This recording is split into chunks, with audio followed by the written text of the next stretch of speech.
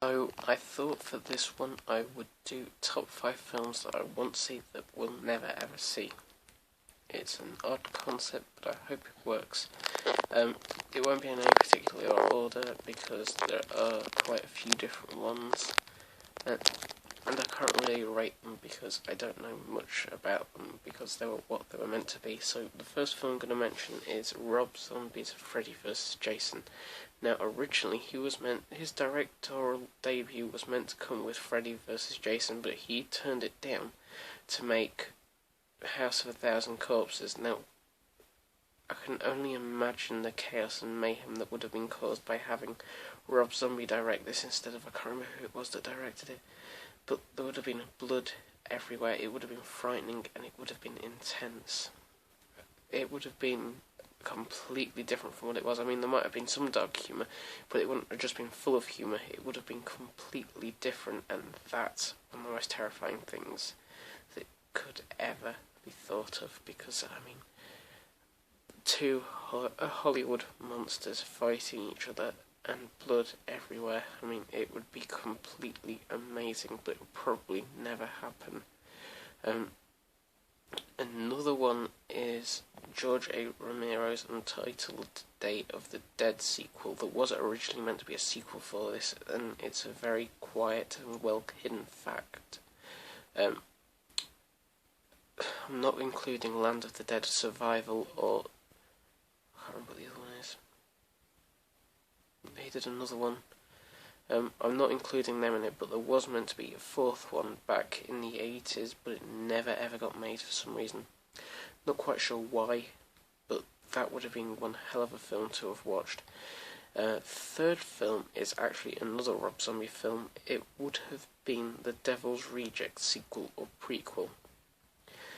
He says in a recent interview he had plans for the characters for a third film, but he doesn't work for Lionsgate anymore, and Lionsgate own the films and the characters. So more likely than not, we will never ever get to see it, and that's a damn shame because those two films that he did make were brilliant. Two of the best horror films in recent history. Unusual case for this one, number 4, because it was originally meant to be directed by him, but it still came out. It was going to be Eli Roth's Hostel Part 3, and it probably would have had Quentin Tarantino as an exec producer again. I mean, sure, we had the one set in Hollywood, but it could have no, not Hollywood, Las Vegas. It could have taken us anywhere, this film. It could have gone Russia, all the way to South America, all the way to Asia. It could have gone anywhere, but they chose Las Vegas. I mean, Eli Roth always has a habit of recording at unusual places. I mean, look, Green Inferno, Hostel 1 and 2. Goodness knows what would have happened if it had been done correctly, and if Eli Roth had done it. Final film. Unusual choice.